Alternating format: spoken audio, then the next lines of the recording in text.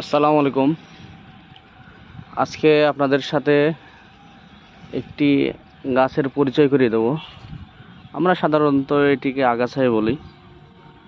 আমাদের দেশের রাস্তার পাশে বা পথের জমিতে এই গাছটি দেখা যায়। কাঁটার গাছও বলি আমরা আসলে। এই গাছটির নাম যেটা আমি খুঁজে পেলাম ঘাটাঘাটি করে, নাম হলো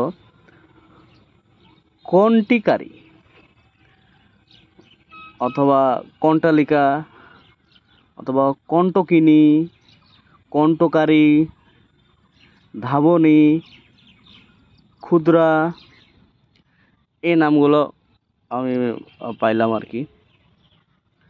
এটাকে ইংরেজিতে বলে